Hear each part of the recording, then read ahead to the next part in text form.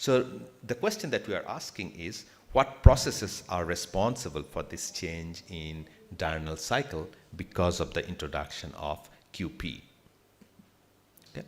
So just one particular figure I'm showing here is, so basically the same figure. Now what we're showing is from two experiments. One is the control and one is the sensitivity experiment. So all the terms of the moisture budget. What you can see is that this red line here is from control and this dashed red line was from QP, and you can see that there was a tremendous decline, which means it's actually an improvement in precipitation.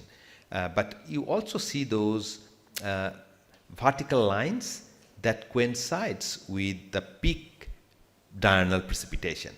And what you can see here is that the red line was earlier, but the dashed red line was moved slightly to the right, meaning that now the diurnal peak is delayed with the introduction of QP. And those numbers are given here. For example, the bias in peak precipitation in the control was 3.5 millimeter per day, but when you include QP, it reduced to 0.6. So this is actually a huge improvement in terms of capturing the magnitude of the diurnal peak precipitation. Similarly, root mean squared error, RMSE, was reduced from 4.1 millimeter per day to 0.8 millimeter per day. And peak timing difference in the control was 85 minutes, meaning it is 85 minutes earlier than observation.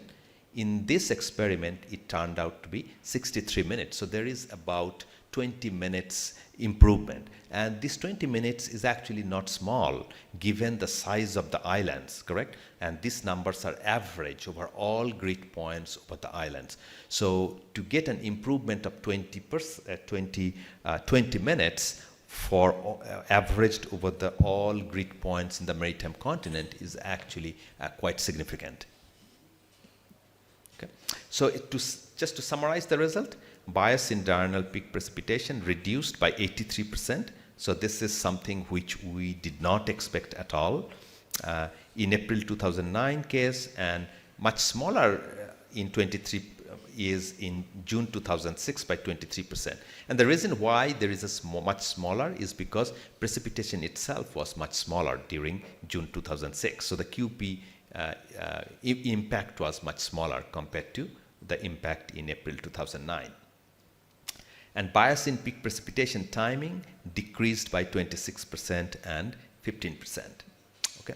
Now, do these improvements in diurnal peak improve longer term precipitation or subseasonal to seasonal prediction? So it's okay to improve the diurnal cycle, but the question that I'm asking, does it improve the seasonal prediction of precipitation? And this is a key initiative, at least in the US, by the NOAA's Precipitation Prediction Grand Challenge. Basically, anywhere in the world, is there an influence of diurnal cycle on the subseasonal to seasonal prediction? Okay. And when you look into the result, it turns out that it is indeed the case. So for example, the monthly bias from control was 1.9 millimeter per day, but when you include QP, it reduced to 1.7. So there is a 0.2 millimeter, so it's roughly about 15%. So just by improving the diurnal cycle of precipitation, you can actually improve the seasonal and subseasonal prediction by about 15% for this particular month. Again, 15% is a huge amount, if you are familiar with S2S or subseasonal to seasonal prediction of rainfall, and particularly over the maritime continent. And during heavier precipitation period, precipitation bias and RMSE reduced even further, meaning that the improvement was even more than the whole month. Okay.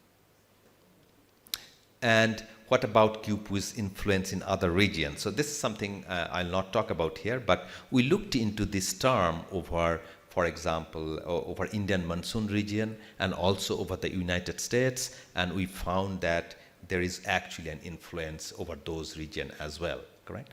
So one of the thing that some of the PhD students you might try is what will be the influence of QP over ocean. So all the experiments that we did, we implemented this term only over land, and nobody actually has done it over ocean in the maritime continent. So if any of you is interested to actually use an ocean model or a couple model and include this term, I expect that you'll actually get some really, really surprising and interesting result of including this term into the ocean, something that we have not done it because I'm mostly a meteorologist, so I do not use couple model. But anybody who is good in couple modeling can actually try to use that. Okay. So the summary of the last part is bias in amplitude and timing of diurnal peak precipitation was reduced due to QP, something which we were expecting. But the reduction amount was very surprising, that it actually really improved quite a bit.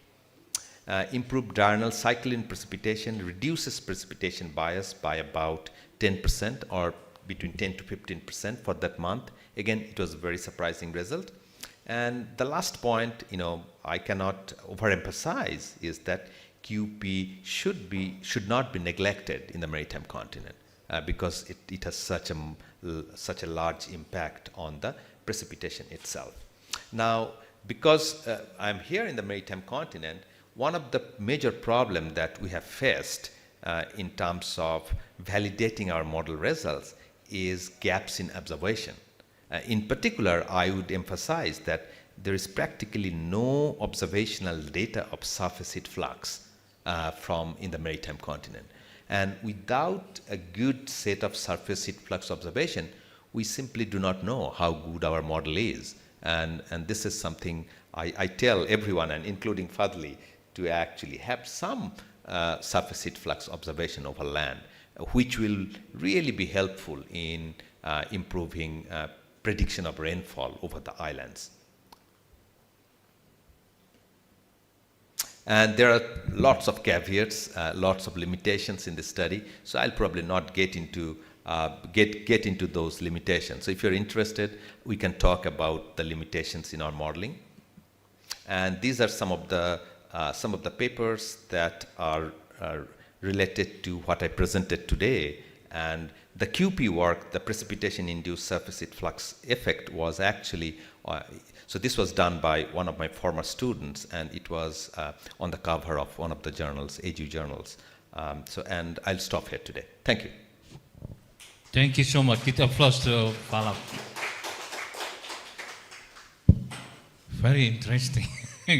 So Professor Pallav gave us, for me it is a new perspective even from the modeling perspective, but they show us at least three kind of pictures of how, especially the Medi-Julian oscillation propagation in the maritime continent affect on the precipitation.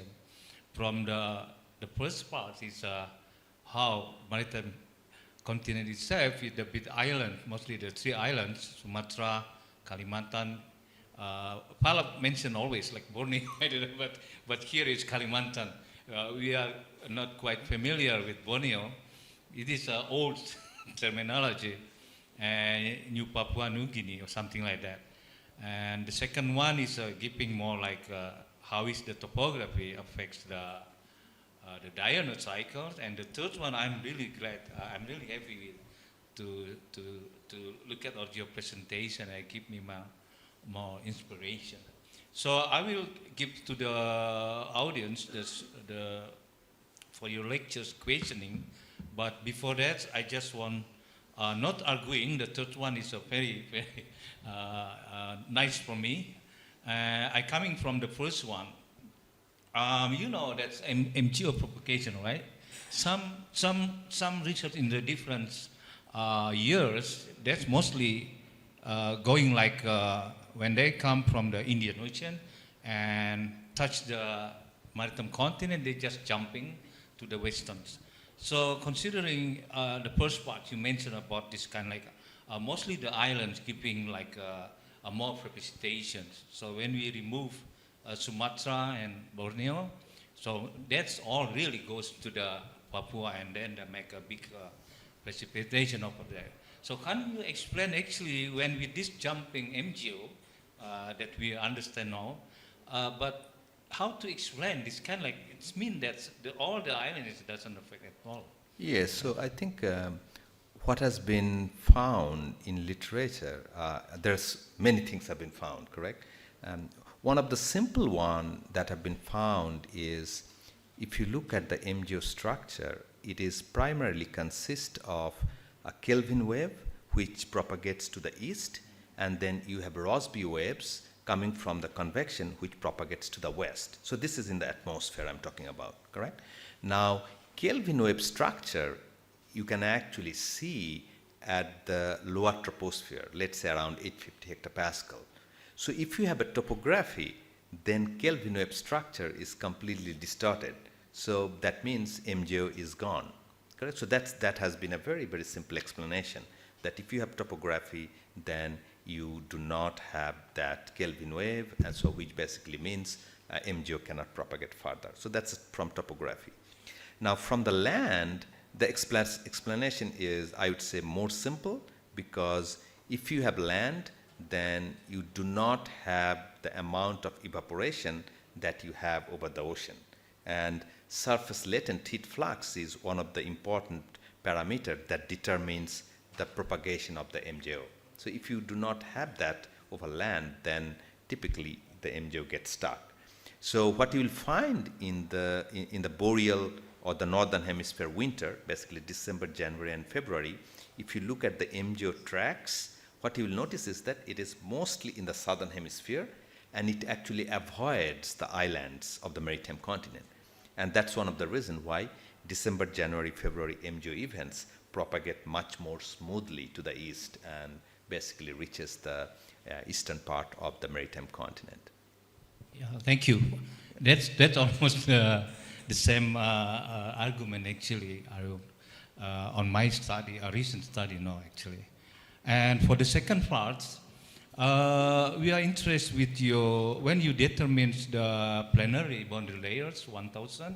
So your modeling actually is still, for me, is still regional with the 12 kilo or 10 kilo, because we found in our simulation, like in Jakarta regions, even 1 kilo still is still not good for the resolution, spatial resolution, right? And we consider this because of the topographic effects. And for if we say like Jakarta, from our weather radar is 2000 actually rough our planetary boundary layers, and you put this is 1 year, 1 kilometers, 1000 meters. So how do you comment on this? Did you try already with for some like hires? You saw some efficient over there that they also keep more, right, precipitation. But in the case of Indonesia, it's more topography, not a really single just mountains. And like in Bandung, you know, mostly gravity wave is topography. Gravity wave is more important. Mm-hmm. And yeah, they can also, of course, this in your model they didn't offset this, right? Just MGO. And what is your comment about this? Yes, so I think maybe I was not clear when I talked about it. So I think our planetary boundary layer was not fixed. So it was determined by the model using the model criteria. So when I'm showing the figures, the PBL is actually continuously changing. So it was not fixed or anything. So it is determined dynamically from the model. Okay. And as far as the horizontal resolution is concerned, for the topography experiments, our resolution was 4 kilometer, which was not bad, you know, compared to 12 kilometers, for example. And the reason we chose 4 kilometer was because the area coverage was large, because we are covering the whole maritime continent. But I do agree that, you know, for places like, you know, complex topography or complex land use pattern, I think, you know, it should ideally be less than a kilometer for maritime continent. Yeah. And Pallav, this is the last. Sorry for the. And the last part is really very interesting for me. And when you're showing the models with the weeks even of MGO,